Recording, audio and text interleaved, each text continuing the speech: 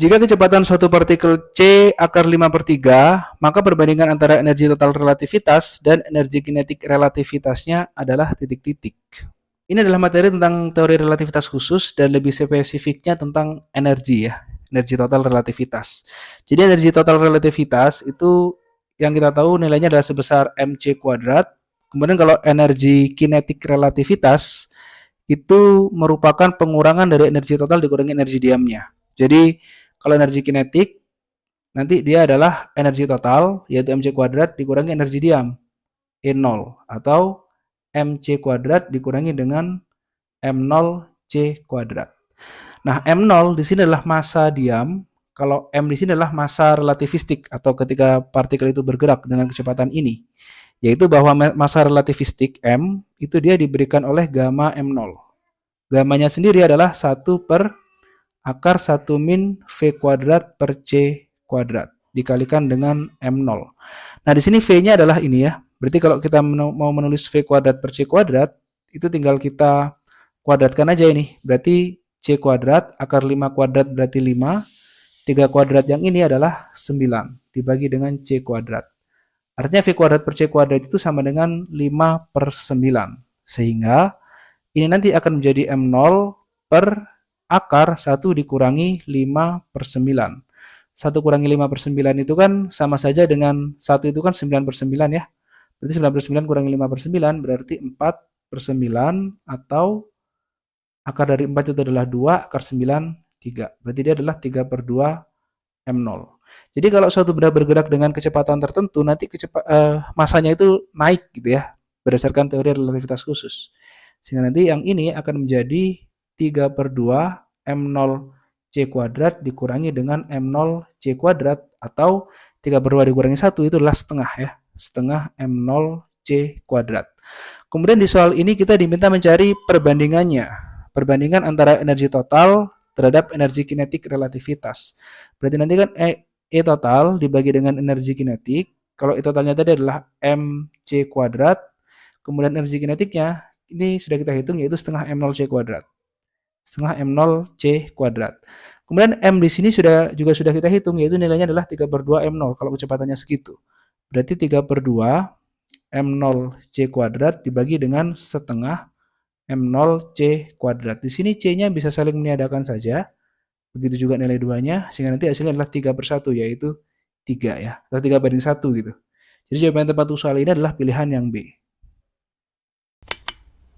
Seorang pengamat bergerak dengan kecepatan 0,6 C menyusur permukaan bumi dengan C adalah cepat rambat cahaya dalam ruang hampa. Pengamat itu melewati sebuah bangun di bumi yang terlihat olehnya sebagai sebuah lingkaran dengan jari-jari 1 meter. Bangun geometris itu jika dilihat oleh orang yang diam di bumi berupa elips dengan jarak antar titik api titik-titik. Ini adalah materi tentang teori relativitas khusus dengan subbab kontraksi panjang atau kontraksi Lorentz, yang mana nanti panjang suatu benda itu akan menyusut gitu jika diamati oleh pengamat yang bergerak. Jadi nanti misal ada panjang suatu benda ya, awalnya panjangnya itu adalah L0, nanti jika dia diamati oleh pengamat bergerak, dia akan memiliki panjang sepanjang L, yang mana L dengan L0 itu hubungannya adalah L0 per gamma. Nah, nanti gammanya sendiri itu ditentukan oleh 1 per akar 1 min V kuadrat per C kuadrat. Dengan V itu kecepatan dari pengamatnya ya. Sehingga nanti di sini kalau kita lihat di soal, dia akan pengamat ini melewati bangun di bumi dan terlihat olehnya sebagai sebuah lingkaran. Padahal menurut orang di bumi, bangunannya bukan lingkaran tapi elips. Ini masuk akal ya. Jadi menurut orang di bumi itu bangunannya elips. Seperti ini. Ini tampak atas, saya tulisnya ya. Tampak atas. Ini menurut orang di bumi. Jadi di sini ada pengamat di bumi ya. Tapi kalau pengamat yang sedang bergerak di sini, di pesawat ya dengan kecepatan sebesar V ini, dia tidak melihat ini sebagai elips, tapi dia melihatnya itu sebagai lingkaran. Kenapa? Karena terjadi penyusutan panjang tuh, yang awalnya itu panjangnya ini adalah L0, segini ya, dia menyusut hanya menjadi sebesar L di sini, ini ke sini. Jadi penyusutannya itu hanya dalam arah gerak ya, artinya dalam arah ini saja, yang dalam arah atasnya tidak mengalami perubahan, tidak mengalami penyusutan panjang. Nah, nilai dari L nilai dari L ini bukan L0 ya, di L, nilai dari L ini bisa kita tentukan dengan menggunakan persamaan ini. Jadi nanti di sini L itu merupakan diameter. Oke. Tapi di sini nanti yang kita cari bukan itu ya, kita nanti mencari jarak titik api. Tapi sebelum itu kita cari tahu dulu nilai L0-nya berapa. Di sini kan diketahui di soal bahwa yang terlihat olehnya sebagai sebuah lingkaran jari-jari 1 meter itu kan L-nya ya, karena dia panjang yang diamati oleh pengamat bergerak. Berarti L-nya nanti sebesar 1 meter, L0-nya yang perlu kita cari. Kita nggak tahu berapa L0-nya. Jadi cara kita mencari L0 adalah menggunakan ini, artinya nanti L sama dengan L0 per gamma, L sama dengan L0 per gamma, berarti ya L0 dikalikan akar 1 min V kuadrat per C kuadrat ya, karena gamanya kan 1 per ini, berarti kalau per gamma ya tinggal dikalikan. Kemudian L-nya di sini nilainya adalah 1 meter, L0-nya adalah yang kita cari akar dari 1 kurang V kuadrat per C kuadrat. Di sini V-nya itu ini, 0,6 C. Ini kita bisa hitung lebih dulu. Jadi V kuadrat per C kuadrat berarti 0,6 C. Ini kita kuadratkan seperti ini menjadi 0,36. Dan C-nya saling meniadakan ya, menjadi 0,36 berarti. Jadi nanti 1 kurangi V kuadrat per C kuadrat berarti ya 1 kurangi 0,36, yaitu 0,64. Nah, akar dari 0,64 itu kan 8 ya. 0,8 maksud saya. Berarti L0 dikalikan 0,8. Berarti L0-nya kan ketemu. L0-nya adalah 1 dibagi 0,8. Oke, itu nilai dari L0-nya. Artinya kalau kita tahu nilai L0-nya berarti kita bisa gambar sekarang, gambar elipsnya ya. Elipsnya itu gini. Jadi 1 per 0,8 itu kan nilainya adalah 1,25. 1,25 meter berarti ya. Nah, karena tadi pengamat di luar angkasa itu mengira dia lingkaran, artinya kan panjang ini juga sama. Panjang dari sumbu semi minornya ini sama dengan panjang L-nya. Ya, seperti ini. Jadi kalau dia mengira dia lingkaran, dia bukan lingkaran tapi elips dengan panjang ini sebesar 1 meter. Terus panjang sumbu semi mayornya itu adalah 1,25. 1,25 meter. Oke. Nah, di sini kalau elips itu kan ada 2 titik api nanti di sini ya, titik fokus gini, dan ini yang akan kita cari jaraknya. Nah, cara kita mencari jaraknya itu gini. Jadi 1,25 dan 1 meter ini itu kita tulis sebagai A sama B. Jadi A-nya itu misalnya sumbu yang pendek 1 meter, B-nya adalah 1,25 meter. Oke. Nah, nanti panjang dari jarak antar dua titik ini, 2C, itu nanti diberikan oleh, jadi C itu jarak ini ke sini ya. Jarak dari titik pusat elips ke salah satu titik fokus. Itu jaraknya C. Jadi kalau jarak dari fokus 1 ke fokus 2 itu berarti 2C. Nah, 2C itu diberikan oleh ini. 2 dikalikan akar dari sumbu yang panjang dikurangi sumbu yang pendek. Berarti B kuadrat dikurangi A kuadrat. Nah, caranya gini nanti. Ini udah jarak dari dua titik fokus itu. Sehingga 2 akar 1,25 kuadrat dikurangi 1 kuadrat. Nah, nilai dari 1,25 kuadrat itu kan 1,5625. 1 kuadrat berarti 1, berarti nanti 2 akar 0,5625 ya. Nah, akar 0,5625 itu 0,75 kalau kita hitung. 0,75 kali 2 berarti 1,5. Ini jawabannya ya nanti, berarti 2C itu nilainya adalah 1,5 meter. Ini jarak antar titik apinya atau titik fokusnya. Jadi jawaban yang tepat untuk soal ini adalah pilihan yang C.